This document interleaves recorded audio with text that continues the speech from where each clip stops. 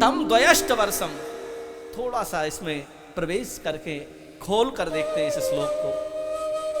तम द्वयष्ट वर्षम, 2 8 वर्ष के हैं सुखदेव जी। 2 8 वर्ष के मतलब 88 वर्ष के? बोले नहीं। 2 8 मतलब 28 वर्ष के? बोले नहीं। तो बोले 16 वर्ष के हैं। 8 दूनी 16 वर्ष। तो बोले सीधे सीधे कह देते 16 वर्षीय हैं। बोले नहीं। क्यों नहीं कहा 16 वर्षीय हैं? इसीलिए नहीं कहा कि 16 वर्ष के होते ही बच्चे के अंदर काम और क्रोध के विकार आ जाते हैं, लेकिन मेरे सुखदेव जी तो 8 वर्ष के बच्चे के जैसे हैं, जिसमें न कोई काम है न कोई क्रोध है। ऐसे सुखदेव जी महाराज हैं। गाय दोहने में जितना समय लगता है उतनी देर तक एक दरवाजे पर खड़े रहते हैं। उतनी देर में किसी ने भिक्षा दे दी तो दे दी, नहीं तो चल दिए आगे। ऐसे सुखदेव जी महाराज परीक्षित की सभा में प्रकट हुए हैं। गंगा जी के किनारे सुखदेव जी महाराज बैठे हैं, प्रकट हुए हैं।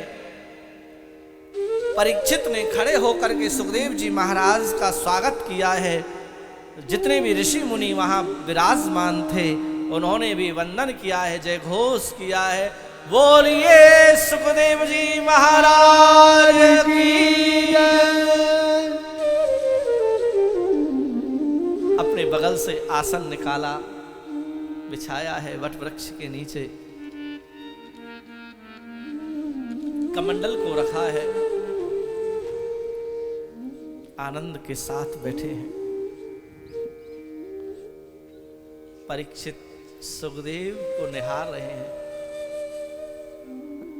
परीक्षित धन्य है जिसको सुखदेव जी जैसा वक्ता मिला है। सुखदेव जी जैसे वक्ता को पाकर परीक्षित कृतकृत्य हो रहे हैं, धन्य हो रहे हैं। और जीवन में सच्चे संत, विद्वान, महापुरुष गुरु मिले, वक्ता मिले, तो ये भी सौभाग्य की बात है। हम तो भाग्यशाली हैं साहब, क्योंकि मुझे जो सदगुरु मिले हैं मैं बहुत भाग्यशाली हूं। कभी आप वृंदावन आओगे, रमण रीति हमारे आश्रम, फोटो देखते ही हैं आप लोग हमारे गुरुदेव का। वो शिष्य भाग्यशाली होते हैं जिनको ऐसे सदगुरु और वक्ता के रूप में मिलते हैं। उन्हीं की छत्र छाया में यह जीवन यापन हो रहा है और उन्हीं की छत्र छाया में अध्ययन किया और उन्हीं से सीखा, उन्हीं से पढ़ा, उन्हीं से सुना। आप सबके सामने यहाँ प्रस्तुत कर रहा हूँ। सब उन्हीं की कृपा से हो रहा है। मुझ में सामर्थ्य नहीं है जो कि मैं बोल सकूं। ये सब गुरुदेव की कृपा है।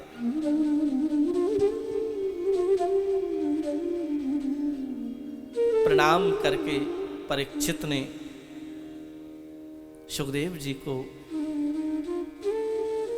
वंदन करते हुए निवेदन किया कि गुरुदेव, जल्दी मरने वाले व्यक्ति की मुक्ति का उपाय क्या है, यही मुझे पूछना है।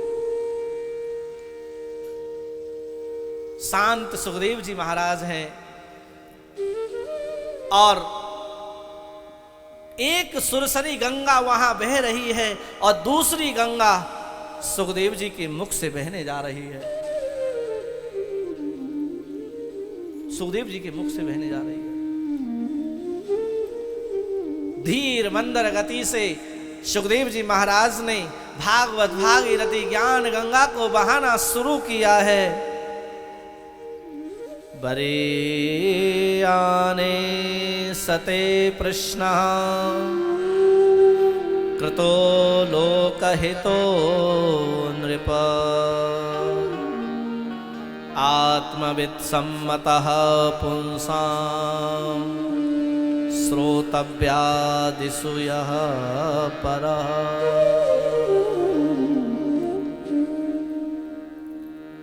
बरीयाने सते प्रश्न। सुखदेव जी महाराज का जो वक्तव्य आरंभ हुआ है बकार से, और बकार को संस्कृत में बम अमृत बीज कहा गया है वकार को। अरे जिसके हृदय में जो होगा वही तो निकलेगा। जिसके हृदय में अमृत होगा उसके मुंह से अमृत जैसी मीठी भाषा निकलेगी, और जिसके हृदय में ईर्ष्या, राग, द्वेष इत्यादि का जहर भरा होगा वही जहर तो बाहर आएगा। सुखदेव जी का चित्त तो कृष्ण के चरणों में बंधा हुआ है, तो उनके हृदय में अमृत है। इसीलिए बम अमृत बीजम, बकार से सुखदेव जी का वक्तव्य आरंभ हुआ है और कहा, राजन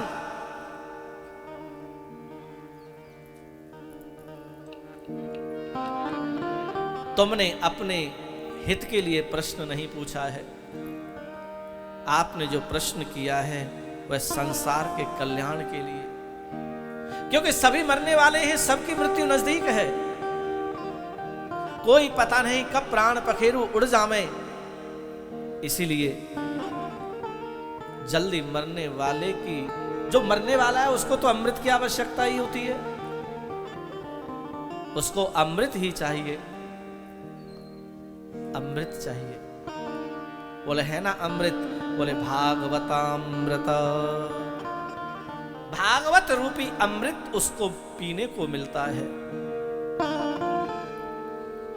राजन तुम्हारा प्रश्न श्रेष्ठ है, आत्म विषयक प्रश्न आपने मुझसे किया है। राजन हजारों कर्म करने योग्य हैं, हजारों विषय उपभोग करने के लिए हैं। देह, गेह, पुत्र, परिवार में मनुष्य की आसक्ति है। आयुर्नश्यति पश्यताम प्रतिदिनम याति क्षय यौवनम। देह, गेह, आसक्ति पूरी परिवार में है, और उस आसक्ति के चलते अपनी आयु को क्षीण होते देख रहा है, मृत्यु की ओर बढ़ रहा है।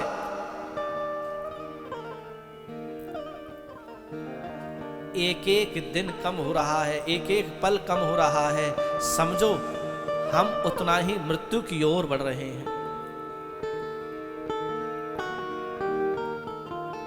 हम मृत्यु की ओर बढ़ रहे हैं।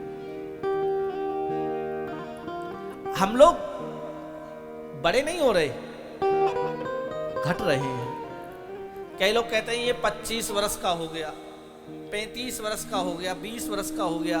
अरे भैया 20 वर्ष का नहीं हो गया, जितनी आयु इसकी निर्धारित थी 80 या 100, उसमें से 20 कम हो गए। हम बढ़ नहीं रहे, घट रहे हैं। आयुर्नश्यति पश्यताम प्रतिदिनम, यौवन का क्षय हो रहा है, बुढ़ापे की ओर चल रहे हैं हम। और ध्यान देना, गए हुए दिन वापस नहीं आते। अब आप लोग सोचो हम बुढ़ापे की तरफ बढ़ रहे हैं और हम जवान बने रहे हैं, तो ऐसा हो नहीं सकता। लेकिन हम लोग प्रयास तो बहुत करते हैं कि बूढ़े ना होएं, जवान बने ही रहे, है ना। काले बाल कर लेंगे, मूंछों को काली कर लेंगे, सफेदी आने ही नहीं देंगे। उससे बात नहीं बनेगी। कालो जगत भक्षकः, ध्यान देना, काल सबका भक्षण करता है, किसी को नहीं छोड़ता। ध्रुव सत्य है ये मृत्यु। जन्म लिया है तो मृत्यु भी अवश्य होती है, ये भगवान की लीला है।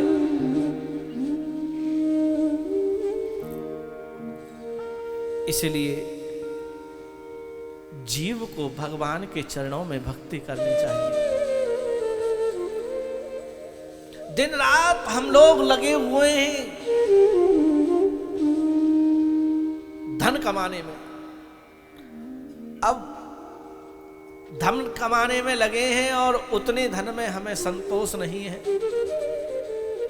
और दान कभी करना नहीं है। और तिजोरी में रखा रहता है। एक कलयुग का भगत था, उसने कहा कि नारद जी को, नारद जी मेरे पास धन नहीं है, अब मुझे ऐसा कोई स्थान बताओ जहां मुझे धन मिल जाए बहुत सारा।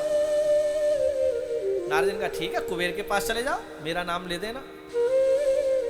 तो ठीक है, और एक इतना बड़ा कमंडल लेकर के गया, और कुबेर ने उसमें धन भरना शुरू किया। कुबेर का आधा खजाना खाली हो गया, लेकिन उसका कमंडल भरने में नहीं आया। कुबेर ने नारद जी से कहा प्रभु कैसा भक्त भेज दिया, 4 दिन हो गए कमंडल उसका भरने में नहीं आ रहा है। नारद जी ने कहा देखो तो सही भैया क्या चक्कर है। तो नीचे आए और देखा कमंडल के नीचे मनुष्य की खोपड़ी थी, और मनुष्य की खोपड़ी में लोभ होता है। तो जहां लोभ होगा जिम प्रति लाभ लोभ अधिकाई, जहां लोभ होता है वहां लाभ आता है, और जहां लाभ आएगा, आज 1 लाख मिल गया तो कल 2 लाख मिलने चाहिए।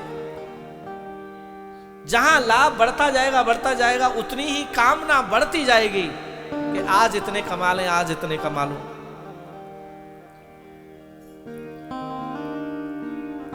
दिन रात इसी चक्कर में लगे हुए हैं।